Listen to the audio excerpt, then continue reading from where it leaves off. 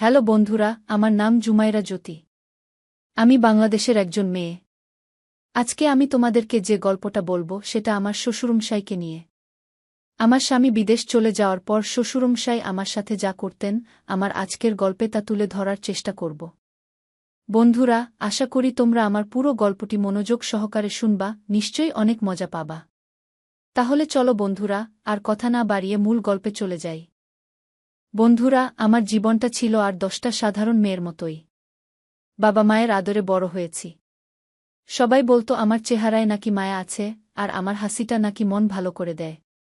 পড়াশোনা শেষ করার পরই নুমান বিল্লাহর সাথে আমার বিয়ে হয়। নুমান খুব ভালো মনের একজন মানুষ। বিয়ের পর ভালোবাসায় আর আদরে ভরিয়ে রেখেছিল আমাকে। আমাদের সংসারটা ছিল সুখের এক চিলতে নীড়। আমার শ্বশুর নাজিউল্লাহ সাহেব আর শাশুড়ি সাজিলা বেগমও আমাকে নিজের মেয়ের মতোই ভালোবাসতেন। দেবর ইকরামুজ্জামান আর ননদ নরিফাও ছিল বন্ধুর মতো। সব মিলিয়ে একটা স্বপ্নের জীবন। বিয়ের ঠিক 2 বছরের মাথায় আমাদের ঘর আলো করে এলো আমার মেয়ে সোহানা। সোহানাকে পেয়ে আমাদের পরিবারে আনন্দের বন্যা বয়ে গেল। কিন্তু এই সুখ বেশিদিন স্থায়ী হল না। পরিবারের আর্থিক সচ্ছলতার কথা ভেবে নুমান বিদেশে যাওয়ার সিদ্ধান্ত নিল। মনটা খুব খারাপ হয়ে গিয়েছিল, কিন্তু আমি জানতাম আমাদের ভবিষ্যতের ভালোর জন্যই এই ত্যাগ স্বীকার করতে হবে। নুমানকে বিদায় জানানোর দিনটা ছিল আমার জীবনের সবচেয়ে কঠিন দিনগুলোর একটা। চোখের জল আটকে রেখে তাকে বলেছিলাম, তুমি কোনো চিন্তা করো না, আমি সবাইকে নিয়ে ভালো থাকব। সুখের আকাশে কালো মেঘ। নুমান বিদেশ চলে যাওয়ার পর প্রথম সব ঠিকই ছিল। শ্বশুর, শাশুড়ি, দেবর, ননদ সবাই আমার খেয়াল রাখত। সোহানাকে নিয়ে আমার দিনগুলো কেটে যাচ্ছিল। আমি আমার শ্বশুরকে নিজের বাবার মতোই দেখতাম। তার প্রতিটি কথা আমি অক্ষরে অক্ষরে পালন করার চেষ্টা করতাম। শাশুড়ি মা ও আমাকে রান্নাবান্না থেকে শুরু করে সংসারের সব কাজে সাহায্য করতেন। আমাদের পরিবারে একটা শান্তির পরিবেশ ছিল। আমি ভাবতাম নুমান কাছে না থাকলেও তার পরিবার তো আমার পাশেই আছে। কিন্তু আমি বুঝতে পারিনি এই শান্তির আড়ালেই ঘনিয়ে আসছিল এক কালো মেঘ। আমার ননদ নরিফার মনে যে কি ছিল তা আমি প্রথমে বুঝতে পারিনি। সে আমার সাথে খুব ভালো ব্যবহার করত, কিন্তু তার চোখের দৃষ্টিতে মাঝে মাঝে আমি একটা অদ্ভুত হিংসার ঝলক দেখতে পেতাম। আমি বিষয়টাকে খুব একটা পাত্তা দিতাম না, ভাবতাম হয়তো আমার মনের ভুল। কিন্তু ধীরে ধীরে আমি বুঝতে পারলাম আমার এই ধারণাটা ভুল ছিল। আমার নন্দের মনের মধ্যে জমে থাকা সামান্য ঈর্ষা যে আমার জীবনটাকে একটা সময় নরকে পরিণত করবে, তা আমি স্বপ্নেও ভাবতে পারিনি।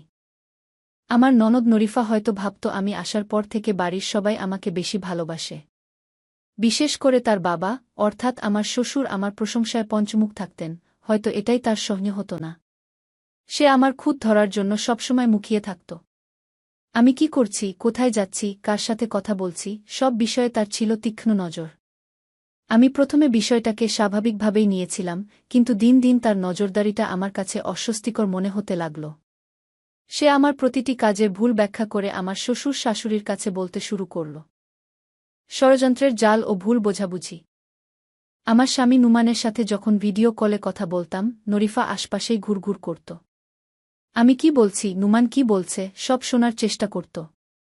এরপর সে আমাদের কথার খণ্ডিত অংশকে ফুলিয়ে ফাঁপিয়ে আমার শাশুড়ির কাছে বলত। শাশুড়ি মা প্রথমে বিশ্বাস না করলেও একই কথা বারবার শোনার পর তার মনেও সন্দেহের বীজ দানা বাঁধতে শুরু করল। আমার শ্বশুর নাজিউল্লাহ সাহেব ছিলেন খুব সহজ সরল মানুষ। তিনি তার মেয়েকে খুব বিশ্বাস করতেন। তাই নরিফা যখন তার কাছে আমার নামে কিছু বলত, তিনি সেটাই বিশ্বাস করতে শুরু করলেন। ধীরে ধীরে আমার শ্বশুরের আচরণেও আমি পরিবর্তন লক্ষ্য করলাম। তিনি আগের মতো আমার সাথে মন খুলে কথা বলতেন না, একটা দূরত্ব বজায় রেখে চলতেন। প্রায়ই আমাকে নানা বিষয়ে প্রশ্ন করতেন, যার মধ্যে একটা সন্দেহের সুর থাকত। আমি বুঝতে পারছিলাম কেউ একজন তার কান ভারী করছে, কিন্তু সেটা যে আমারই নন্দ, আমি পুরোপুরি নিশ্চিত হতে পারছিলাম না। আমার সরল মন কিছুতেই বিশ্বাস করতে চাইছিল না যে ননদ আমার সাথে বন্ধুর মতো মিশত, সেই আমার এত বড় ক্ষতি করতে পারে। আমার জীবনে সেই রহস্যময় আর কষ্টের অধ্যায়ের শুরুটা হয়েছিল এভাবেই। একটা সুখী পরিবারে কিভাবে সন্দেহের বিষ ছড়িয়ে পড়তে পারে, তা আমি নিজের জীবন দিয়ে উপলব্ধি করতে শুরু করেছিলাম। আমি জানতাম না সামনে আমার জন্য কি ভয়ঙ্কর দিন অপেক্ষা করছে। আমি শুধু মনে মনে সৃষ্টিকর্তাকে ডাকতাম আর আমার বিশ্বাস ও সততার উপর ভরসা রেখেছিলাম। আমি জানতাম সত্য একদিন প্রকাশ পাবেই, কিন্তু সেই দিনটা যে এত সহজে আসবে না, তা আমার জানা ছিল না।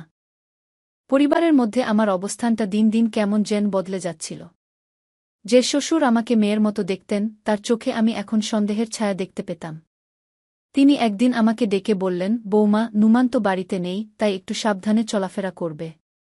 মানুষের মুখ তো আর বন্ধ করা যায় না। গিয়ে আমি তার কথার আসল অর্থ বুঝতে না পেরে বললাম, বাবা, আমি তো সবসময় সাবধানেই থাকি। কোনো সমস্যা হয়েছে কি? তিনি একটা দীর্ঘশ্বাস ফেলে বললেন, না কিছু না।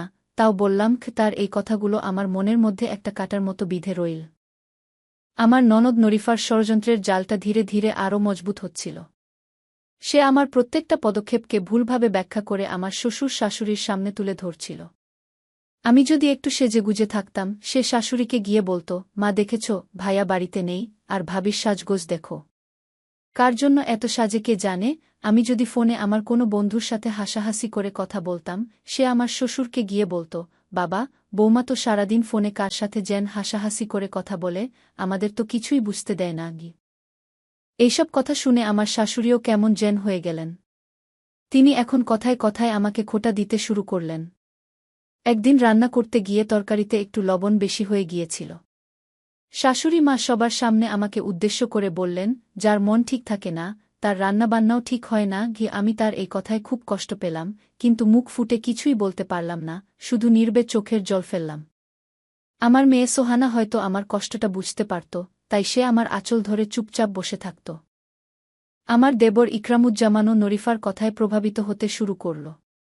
সে আগে আমার সাথে বন্ধুর মতো কথা বলত, এখন সে আমাকে এড়িয়ে চলে। বাড়িতে একটা গুমোট পরিবেশ তৈরি হল। সবাই আমার সাথে কথা বলে, কিন্তু সেই কথায় আগের মতো আন্তরিকতা নেই। সবার চোখে মুখে একটা অদৃশ্য সন্দেহের দেয়াল। আমি একা হয়ে যাচ্ছিলাম। প্রবাসের সন্দেহের বিষ। আমার স্বামী নুমানের সাথে যখন কথা বলতাম, তখনও আমি স্বাভাবিক থাকার চেষ্টা করতাম। আমি চাইতাম না আমাদের ভেতরের এই সমস্যার কথা সে জানতে পেরে কষ্ট পাক। কিন্তু আমার এই চেষ্টাও ব্যর্থ হল। নরিফা আর আমার শাশুড়ি মিলে নুমানকেও আমার বিরুদ্ধে বলতে শুরু করল। তারা তাকে বোঝানোর চেষ্টা করল যে, আমি তার অনুপস্থিতির সুযোগ নিয়ে উচ্ছৃঙ্খল জীবনযাপন করছি। নুমান প্রথমে তাদের কথা বিশ্বাস করতে চায়নি।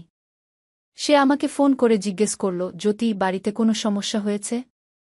মা আর নরিফা তোমার নামে এসব কি বলছে? আমি তাকে বোঝানোর চেষ্টা করলাম যে এগুলো সব ভুল বোঝাবুঝি।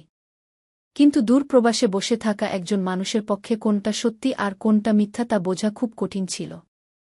নুমানের মনেও ধীরে ধীরে সন্দেহের বীজ দানা বাঁধতে শুরু করল। তার গলার স্বরে আমি আগের সেই বিশ্বাস আর ভালোবাসা খুঁজে পেতাম না। সে এখন আমাকে নানা ধরনের প্রশ্ন করত, আজ কোথায় গিয়েছিলে? কার সাথে কথা বলেছ? তার এই প্রশ্নগুলো আমার বুকে তীরের মতো বিঁধত। যার ভালোবাসার উপর ভরসা করে আমি সব প্রতিকূলতা মোকাবেলা করার স্বপ্ন দেখতাম, সে ও আমাকে অবিশ্বাস করতে শুরু করেছে। এই কষ্টটা আমি কিছুতেই মেনে নিতে পারছিলাম না। আমি বুঝতে পারছিলাম আমার বিরুদ্ধে একটা গভীর ষড়যন্ত্র হচ্ছে, আমাকে আমার স্বামীর কাছ থেকে দূরে সরিয়ে দেওয়ার জন্য, এই পরিবার থেকে তাড়িয়ে দেওয়ার জন্য।